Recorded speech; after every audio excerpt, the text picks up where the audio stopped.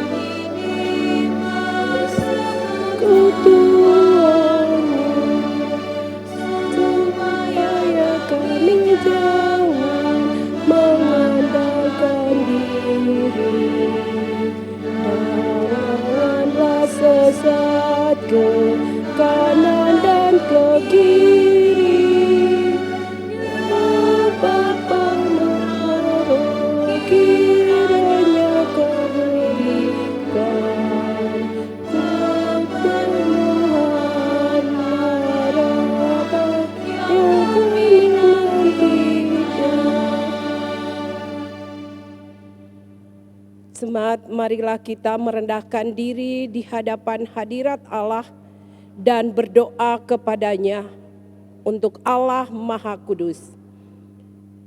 Kami mengucap syukur dan menghanturkan terima kasih karena siapakah kami sehingga kami layak menghadap Dia yang kudus. Engkau telah membuat kami berbagai meskipun di masa-masa sulit ini. Sekarang kami berkumpul bersama seluruh anggota keluarga kami untuk memuji Dikau Allah Maha Kasih. Berkenankanlah menjamu kami, ya Allah, melalui pemberitaan firman-Mu, serta kuatkanlah kami oleh Roh-Mu, supaya kami setia mengasihi dan taat memberitakan keselamatan yang telah Kau anugerahkan di dalam Yesus Kristus Tuhan dan pemimpin kami. Terpujilah Allah penebus kami, kini dan sepanjang segala zaman. Amin. Jemaat yang dikasihi Tuhan, sambil berdiri kita membaca Mazmur berbalasan dari Mazmur 100 ayat yang pertama sampai pada ayatnya yang kelima. Pujilah Allah dalam bait-Nya, Mazmur untuk khotbah syukur. Bersorak-soraklah bagi Tuhan, hai seluruh bumi. Beribadahlah kepada Tuhan dengan sukacita. Datanglah ke hadirat-Nya dengan sorak-sorai. Ketahuilah bahwa Tuhanlah Allah. Dialah yang menjadikan kita dan punya dialah kita, umatnya dan kawanan domba gembalanya. Masuklah melalui pintu gerbangnya dengan nyanyian syukur, ke dalam pelatarannya dengan puji-pujian. Bersyukurlah kepadanya dan pujilah namanya. Sebab Tuhan itu baik, kasih setianya untuk selama-lamanya, dan kesetiaannya tetap turun-temurun. Jemaat dipersilakan duduk kembali. Jemaat, mari kita memuji Tuhan dari Kidung Jemaat nomor 64 bait 1 dan 2.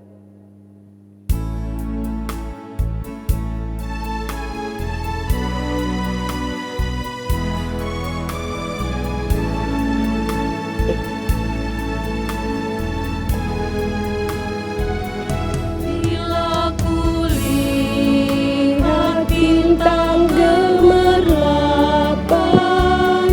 dan bunyi guru iuku dengar. Ya Tuhanku, tak putus aku heran melihat ciptaanmu yang besar.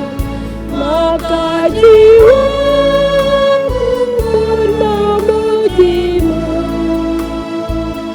sungguh besar Kau aku. Maka jiwaku memujimu, sungguh besar Kau aku.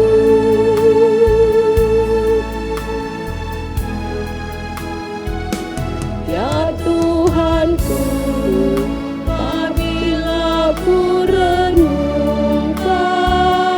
pemberian-Mu dalam penebus, ku tertegun bagiku dicurahkan oleh Putra-Mu darahnya kudus. Maka jiwaku pun memujimu, sungguh besar Kau aku. Maka jiwaku pun memujimu, sungguh besar Kau aku.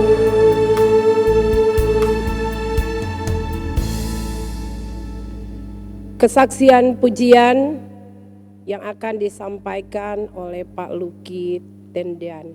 Kami persilakan.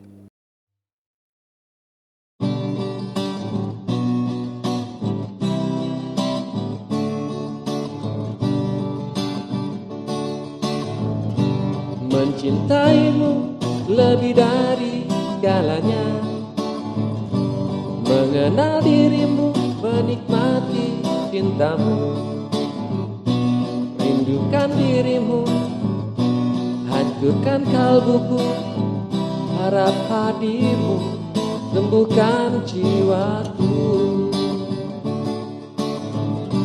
Mencintaimu lebih dari segalanya, mengenal dirimu, menikmati cintamu, rindukan dirimu, hancurkan kalbuku, harap hadirmu, sembuhkan jiwaku. Kasih kekasihku, yaitu Tuhanku, manis engkau manis, seindah pelangi. Rindukan dirimu, hancurkan kalbuku, harap hadirmu, sembuhkan jiwaku. Kasih kekasihku, ya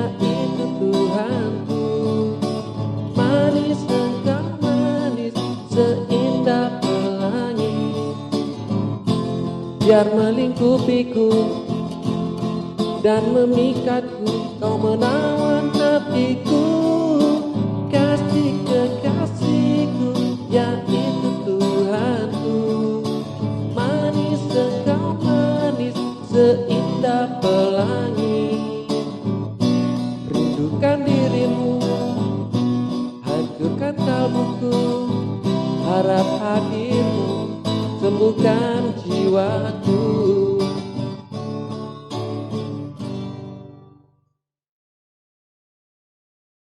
Bapak Ibu Saudara sekalian yang dikasihi dan yang diberkati Tuhan, sekarang kita masuk pada bagian pemberitaan firman Tuhan. Untuk itu kita persiapkan dulu bacaan kita teman-teman dari 1 Korintus pasal 7, 1 Korintus pasal 7 ayat 10 dan ayat yang ke-11. 1 Korintus pasal 7 ayat 10 dan ayat 11. Dengan Alkitab tetap terbuka, mari kita berdoa mohon pertolongan Roh Kudus. Kita berdoa. Bapa, terima kasih, tiba saatnya kami akan mendengar, merenungkan firman-Mu. Bimbinglah kami agar firman-Mu betul-betul kami pahami dan tertanam dalam hidup kami, lalu kami berpegang teguh untuk melakukannya demi hidup kami, demi kebahagiaan kami dan keluarga rumah tangga kami dan persekutuan umat-Mu. Bahkan ketika kami berada di tengah-tengah masyarakat, urapi hamba-Mu yang akan menyampaikannya. Dalam nama Tuhan Yesus kami sudah berdoa. Amin. Jemaat kekasih, mari kita berdiri untuk mendengarkan firman Tuhan. 1 Korintus pasal 7 ayat 10-11 demikian sabda Allah. Kepada orang-orang yang telah kawin, aku, tidak bukan aku tetapi Tuhan perintahkan, supaya seorang istri tidak boleh menceraikan suaminya. Dan jikalau ia bercerai, ia harus tetap hidup tanpa suami atau berdamai dengan suaminya. Dan seorang suami tidak boleh menceraikan istrinya. Demikian sabda Kristus. Yang berbahagia mereka mendengarkan firman Allah dan yang memeliharanya. Terpujilah Kristus. Haleluya. Haleluya. Haleluya.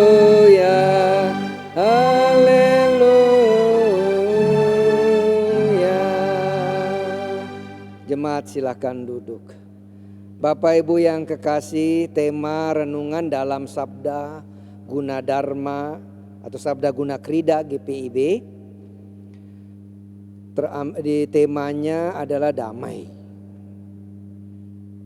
Tapi dalam bacaan kita, Lembaga Alkitab Indonesia memberi temanya tentang perkawinan. Nah, saudara yang kekasih, tentu kita perlu memperhatikan baik-baik perkawinan yang diceritakan oleh Alkitab. Perkawinan itu kalau kita lihat dari kitab Kejadian, biasanya ini sering diambil kalau orang katekisasi pra perkawinan, bahwa sejak semula Allah lah yang berinisiatif untuk adanya perkawinan di atas muka bumi ini. Kitab Kejadian memang menjelaskan Hawa atau manusia berjenis kelamin perempuan itu diciptakan oleh Allah dan berasal dari rusuk atau salah satu rusuk laki-laki. Lalu ketika manusia perempuan itu terbentuk, tercipta dan menjadi makhluk yang hidup oleh Allah, maka Allah sendiri yang membawa manusia berjenis kelamin perempuan itu untuk bertemu dan dipersatukan dengan manusia berjenis kelamin laki-laki yang dikatakan bernama Adam. Itu yang kita kenal, manusia pertama Adam dan Hawa.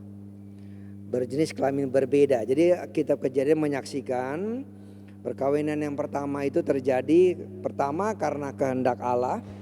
Allah yang berinisiatif, Allah yang membawa manusia perempuan itu kepada manusia laki-laki. Itu yang seringkali kita dengar dengan istilah jodoh itu datangnya dari Tuhan, datangnya dari Allah. Manusia bisa punya angan-angan macam-macam. Seorang laki-laki bisa berangan-angan kalau saya mau punya istri modelnya ABCD misalkan.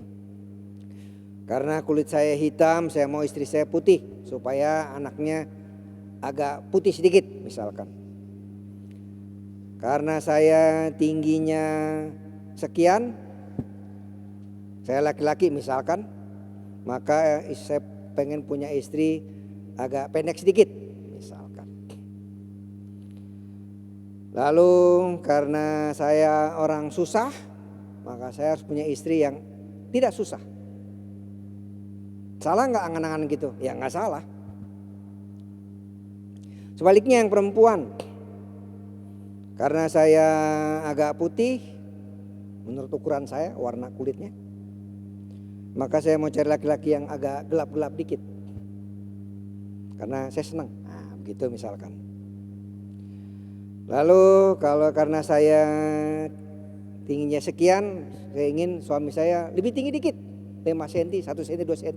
Ini misalkan, namanya angan-angan, cita-cita.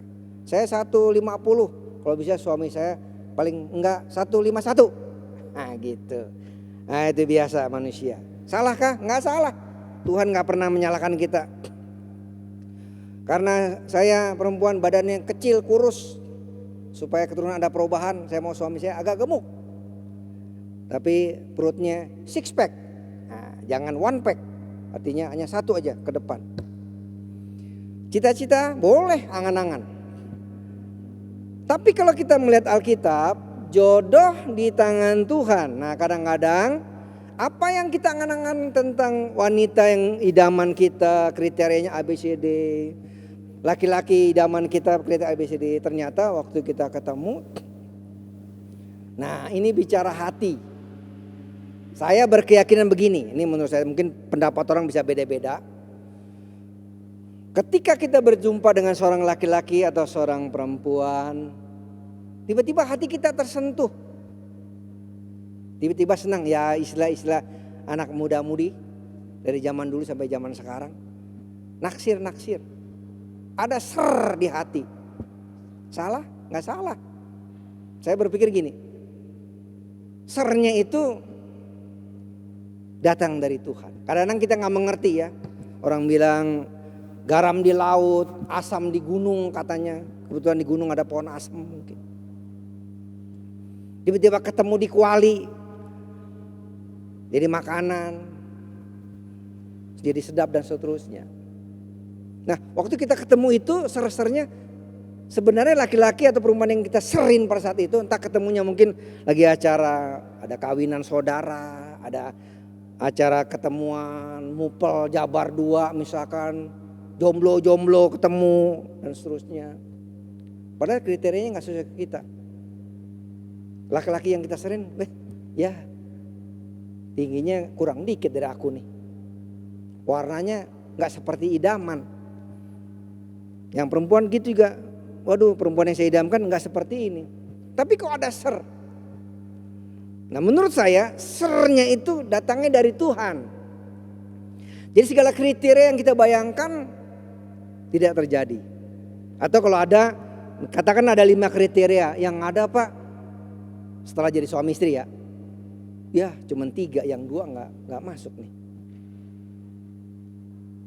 Nah, saya berkeyakinan pemahaman nanti Bapak Ibu, saudara-saudara anak muda khususnya, renungkan baik-baik, jangan mentalan aja. Kalau pendeta bilang ini paling benar, enggak. Renungkan betul nggak kira-kira nih.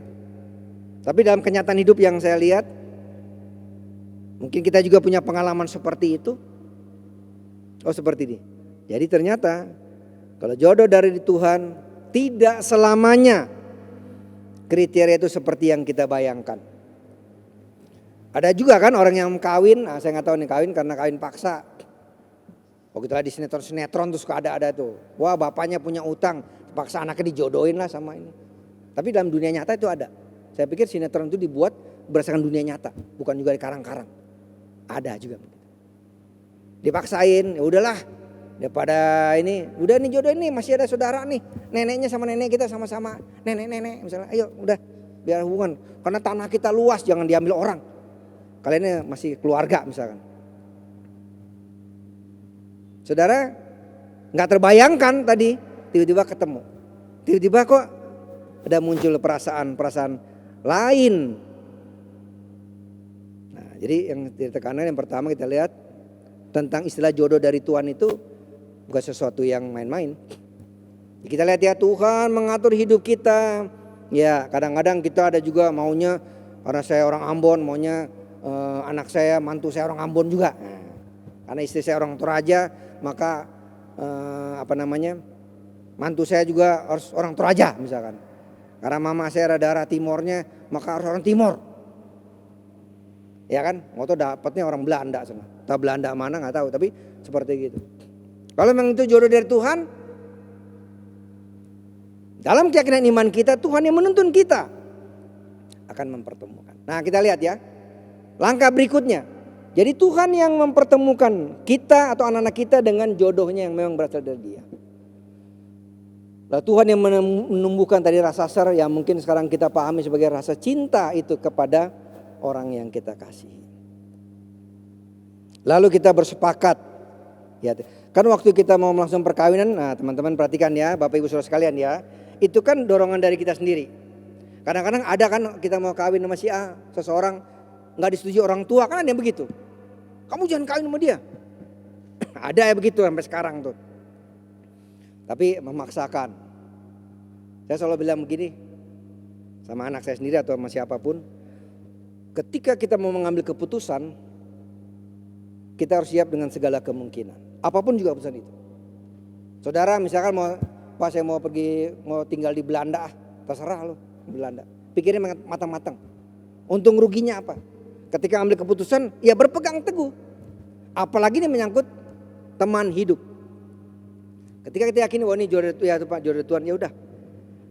Makanya dalam suatu perkawinan ada janji-janji setia yang diucapkan. Tuhan ada di antara kita, di antara kedua mempelai itu berjanji akan setia, hidup semati, ya begitu. Sebenarnya sih kalau hidup semati enggak juga ya. Kadang-kadang lakinya mati duluan, bininya masih hidup. Enggak juga sebenarnya. Kadang-kadang orang bikin istilah aneh-aneh juga. Tapi kenyataannya, katanya hidup semati, ya. Lakinya mati, bininya masih hidup.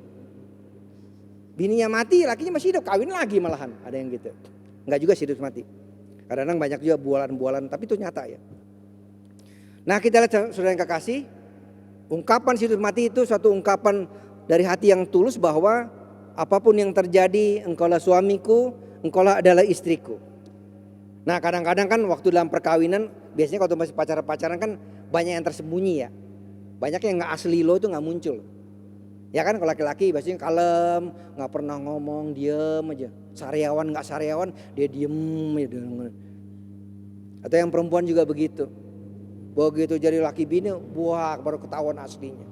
Kayak minyak kayu putih caplang. Asli lo. Cerewetnya, bawelnya, inilah itu banyak. Ketika kita mengambil keputusan dalam tuntunan roh Tuhan, dia jadi suami istriku, maka kita berpegang teguh, artinya salah satunya kita menerima apa adanya, inilah suamiku, inilah istriku. Nah dalam pesan bacaan Alkitab yang kita dengar tadi, mengapa Paulus melarang seperti itu? Memang pada prinsipnya Tuhan tidak mengendaki keluarga-keluarga Kristen itu, anak-anak Tuhan bercerai, apapun juga alasannya. Kan biasanya perceraian itu terjadi kenapa? Macam-macam ya. Yang pernah saya lihat ini di dalam jemaat ya, di lingkungan orang Kristen. Karena dia nggak ada keturunan. Ternyata pas nikah baru ketahuan. Kalau sekarang kan yang saya tahu ya, sebelum nikah itu diperiksa dulu di dokter. Subur apa nggak subur, ada juga begitu. Ada dulu seorang pendeta nih ngalamin. Ini karena saya tahu sendiri. Jadi istrinya nggak bisa punya anak. Tapi suami nggak tahu Pak, saya rasa bukan karena dia pendeta ya. Ya udah Pak, nggak apa-apa, biar kami nggak punya anak kami. Nah itu keputusan pribadi. Ya jangan setelah nikah baru diungkit-ungkit, nah itu bahaya tuh. Itu jadi racun. Nah ketika kita mengambil keputusan, tadi saya bilang itu bagian dari mengambil keputusan. Oh gini, nah kadang-kadang perceraian itu terjadi. Ini yang pernah saya tahu, kadang-kadang orang tua ikut campur. Orang tua tega nyuruh anak, udah kamu cerain aja istrimu. Istrimu mandul, nggak bisa punya anak. Wah itu bahaya sekali. Apapun yang terjadi, termasuk hal ini, Allah menentang perceraian itu. Aku yang mempersatukan kalian, kira-kira begitu.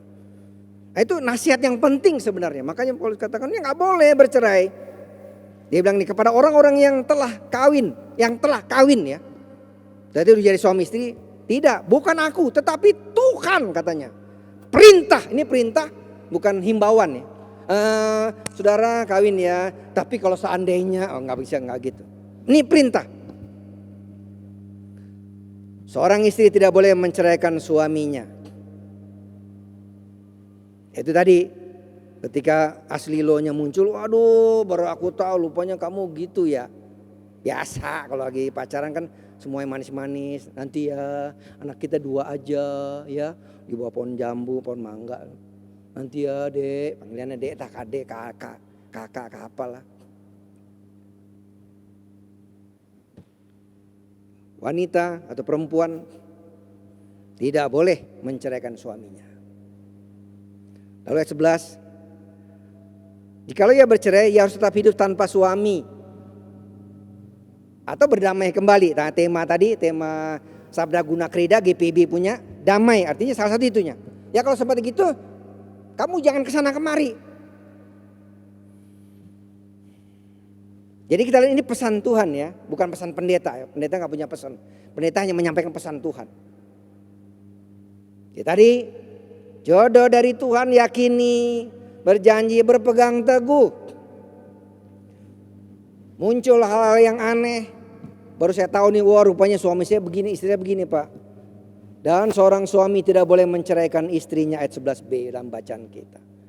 Jadi intinya gini, dua-duanya gak boleh. Gak boleh punya niat saja pun gak boleh sebenarnya. Lalu gimana Pak, kami selalu bertengkar. Nah mengapa suka bertengkar? Nah ini kita perlu belajar. Saudara yang kekasih, kalau ibadah hari Minggu, ya kalau Bapak Ibu mudah-mudahan ikut juga ibadah online itu, rendah hati. Kenapa? Karena yang suami mau sombong, yang istri mau sombong. Rendah hati itu artinya membiarkan hati ini diisi oleh firman Allah. Suami harus ngoreksi diri, kenapa begini ya kok istri saya? Kenapa istri juga begitu? Nggak usah koreksi orang, koreksi diri sendiri. Yesus berkata begini dalam Injil Matius, ini penting sekali. Apa yang kamu ingin orang perbuat padamu, perbuatlah itu. Kamu ingin suamimu gak kasar, dia kamu juga sebagai istri jangan suka kasar. Gitu kira-kira. Kamu ingin istrimu gak kasar, dia kamu sebagai suami juga jangan kasar. Ini suami kasar, ada juga suami suka mukul istri. Ada gak jemaat suka mukul istri? Gak boleh mukul istri. Kadang-kadang sebaliknya juga begitu. Karena suaminya kurus kering, istrinya gemuk, lakinya dipukul-pukulin, kasihan. Makanya gendang digebuk-gebuk. Lihat, ingat pesan Tuhan. Jadi kenapa perceraian terjadi kita lihat ya teman-teman. Jadi kadang-kadang kita sendiri yang bibit itu kita biarkan tumbuh kembang. Timbul api kalau timbul penyesalan, hati-hati, timbul penyesalan bahaya banget ya. Tidak, Allah tidak menginginkan. Kenapa saya begini ya? Kenapa saya suka membuat ini istri saya begini ya? Sebagai suami koreksi diri. Hidup dalam damai. Rendah hati, merendahkan di hadapan Tuhan. Kasihan aku supaya aku jadi suami yang baik. Supaya aku jadi ayah yang baik. Kasihannya aku supaya aku jadi istri yang baik bagi suamiku. Supaya aku menjadi ibu yang baik bagi anak-anakku. Kan hubungan orang tua sama anak-anak juga bisa terjadi. Ya mungkin perceraian dalam tanda petik ya. Artinya terpisah. Kenapa? Ya mungkin orang tua kita egois juga. Mau menang sendiri. Kasar sama anak-anak. Bisa juga begitu. Atau sebaliknya orang tua jadi gak berani berhubungan dengan anak. Karena anak-anaknya kasar. Ngomongnya kok kasar banget sih. Lihat ya, jadi istilah perceraian bisa juga saya pakai dalam hubungan orang tua dan anak-anak bisa. Kakak beradik juga bisa begitu. Artinya kata bercerai sini mereka berpisah, tidak hidup dalam damai. Nah sudah yang kekasih kita lihat ya. Berarti apa? Ini ibadah keluarga berarti firman Allah dimulai hidup, harus hidup dari rumah tangga kita masing-masing. Keluarga kita masing-masing. Sehingga suami jadi takut akan Tuhan, jadi suami yang baik. Koreksi diri, oh ya berarti aku harus berubah. berubah, nggak usah harapin istri yang berubah. Kita suami yang berubah. Jangan harapkan istri yang berubah, kita sebagai suami yang berubah. Aku sebagai istri berubah, jangan mengharapkan orang. Aku ingin suamiku baik Pak. Yesus katakan, perbuatlah apa yang kamu inginkan orang perbuat padamu. Kata Yesus, itulah isi hukum Taurat dan kitab para nabi. Itulah isi Injil. Saudaraku, dalam ibadah keluarga ini kita masing-masing melihat diri kita, melihat rumah tangga kita. Kenapa rumah tangga kita mulai goyang-goyang? Mungkinkah kita suami yang jahat, suami yang kasar, suami yang dan sebagainya. Mungkinkah kita istri yang jahat, yang kasar dan seterusnya. Mungkinkah kita orang tua yang jahat dan kasar dan anak-anak dan seterusnya. Mungkinkah kita anak-anak yang begini dan seterusnya. Nah lalu lebih jauh lagi. Kenapa hubungan kita dengan mertua kita gak baik, dengan mantu kita. Mungkin juga kita begitu. Kita ingin mantu kita baik, ya jadilah mertua yang baik. Apa yang kau inginkan mantumu buat, ya buatlah itu sebagai mertua. Demikian sebaliknya. Dengan demikian damai itu ada. Kalau kita semua hidup dalam Tuhan, taat pada firman Allah, maka damai dalam hati kita ada. Lalu yang keluar dari diri kita adalah sesuatu yang mendatangkan damai tadi. Rumah tangga kita damai. Dengarkan firman Allah, Tuhan memberkati. Amin. Jemaat kekasih, mari kita memuji Tuhan lewat Kidung Jemaat 365B.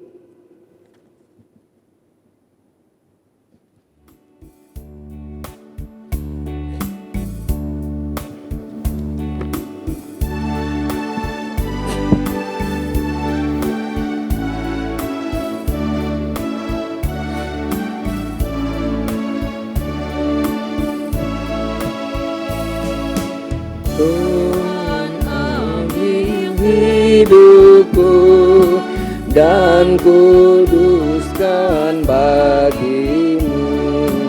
Pun waktuku pakailah memujimu selamanya, memujimu selamanya.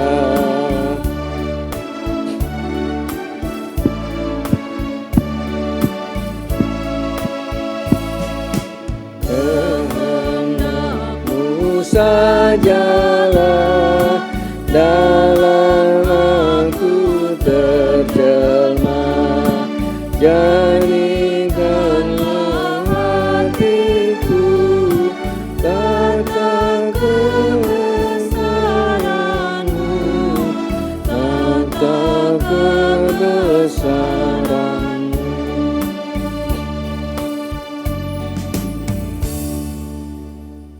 Mari saudaraku yang diberkati Tuhan, kita satu dalam doa syafaat. Kita berdoa. Bapa, terima kasih untuk firman-Mu. Kami masing-masing boleh duduk diam di bawah kaki Tuhan. Lalu mengoreksi diri kami masing-masing. Adakah kami menjadi ayah, menjadi suami yang baik bagi istri dan anak-anak kami sebagai ayah?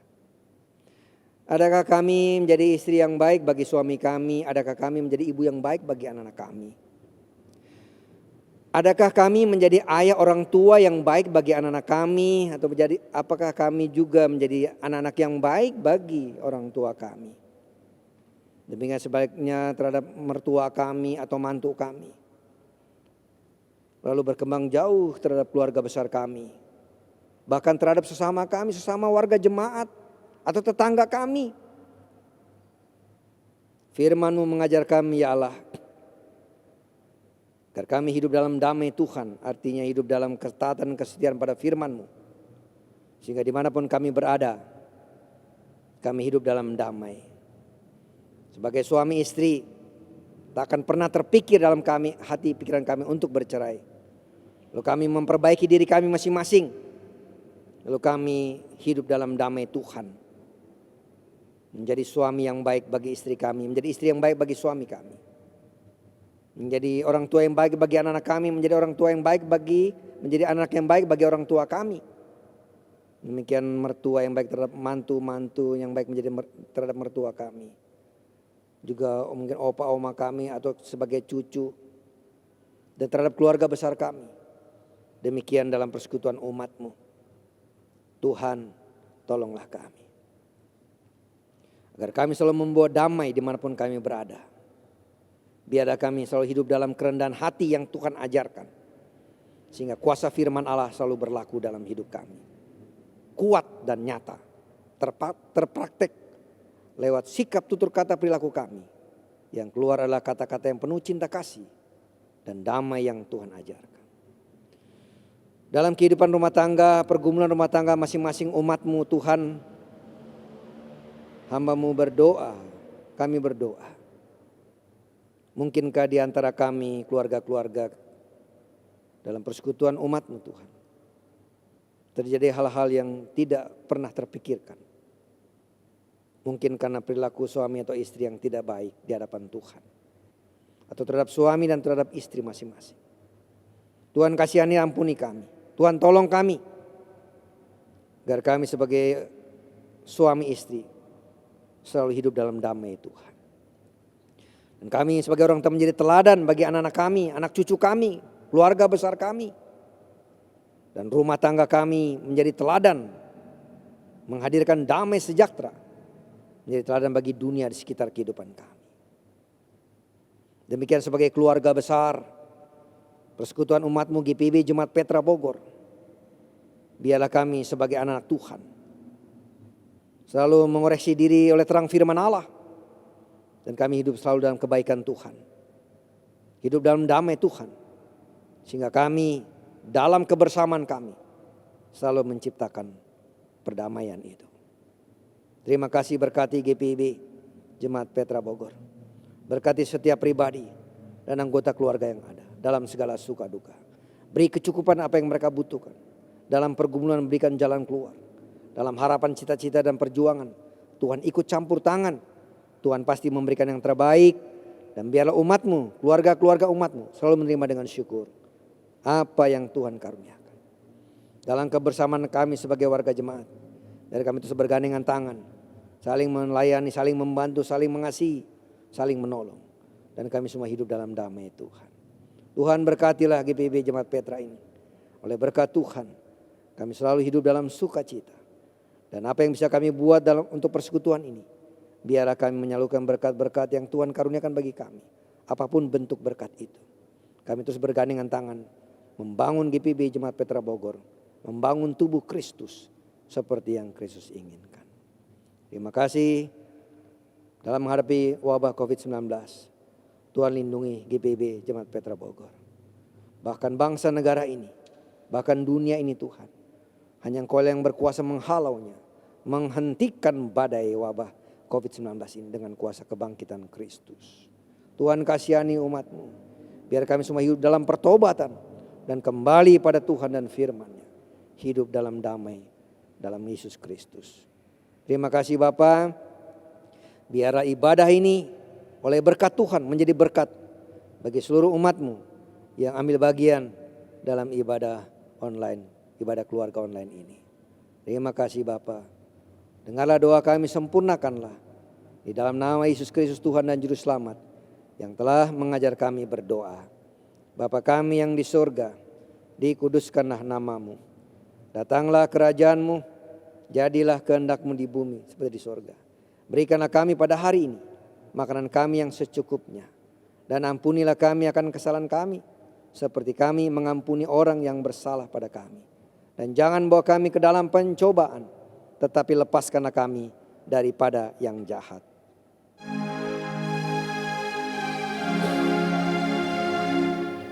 Karena Engkaulah yang mempunyai kerajaan dan kuasa dan kemuliaan sampai selama-lamanya. Amin.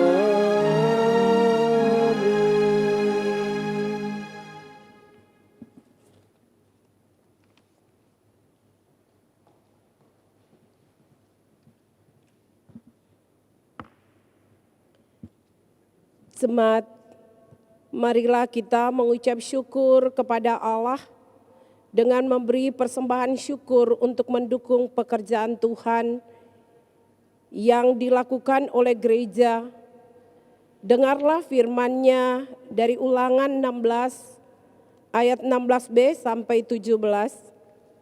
Janganlah ia menghadap hadirat Tuhan dengan tangan hampa, tetapi masing-masing dengan sekedar persembahan sesuai dengan berkat yang diberikan Tuhan Allahmu. Tuhan memberkati persembahan kita. Sambil persembahan dikumpulkan, marilah kita memuji Tuhan dari Kidung Jemaat 289 bait 1 dan 3.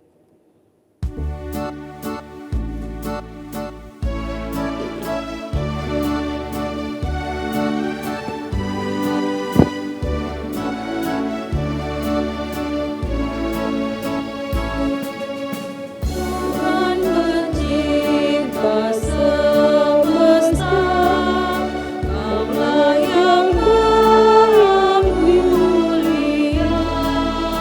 Sungguh besar karunia yang Kau beri.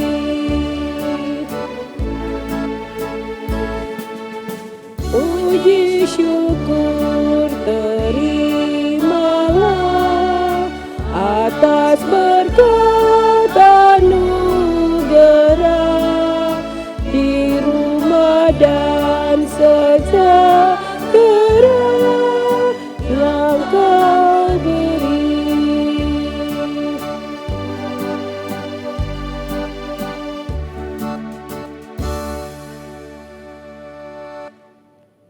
Mari jemaat kita berdiri untuk menyerahkan persembahan ini kepada Tuhan dalam doa syukur. Kita berdoa. Ya Allah sumber rahmat abadi, umat-Mu datang ke hadirat-Mu seraya mendoakan persembahan ini. Terimalah persembahan syukur yang berasal dari berkat Tuhan semata-mata, sehingga persembahan ini berguna bagi pembangunan tubuh Kristus. Amin.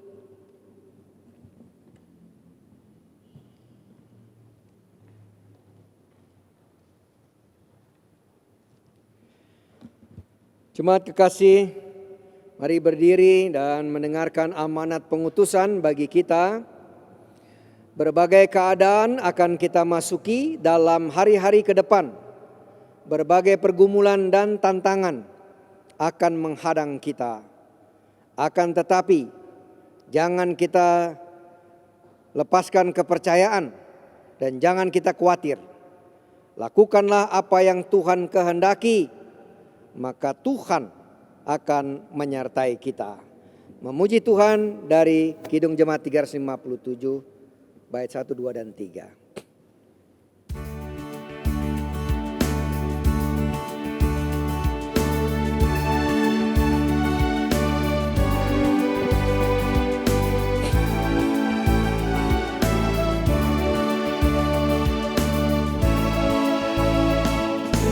Dengar panggilan Tuhan dan oleh kuasa-Nya kau jadi anak Tuhan, pelayan umat-Nya.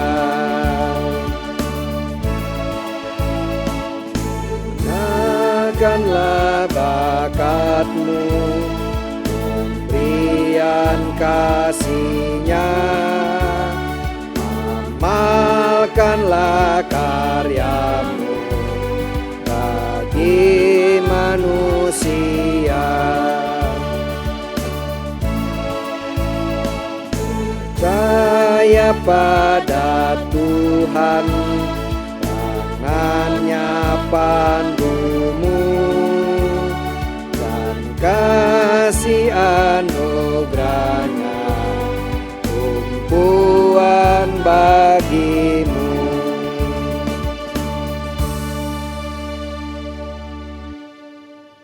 Saudara yang kekasih, arahkanlah hati dan pikiranmu kepada Tuhan serta terimalah berkat-Nya. Kasih karunia Tuhan Yesus Kristus dan kasih Allah dan persekutuan Roh Kudus menyertai kamu sekalian.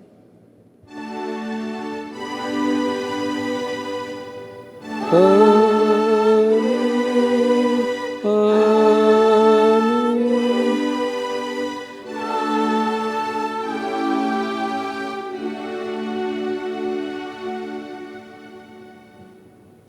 Ibadah selesai, Tuhan memberkati.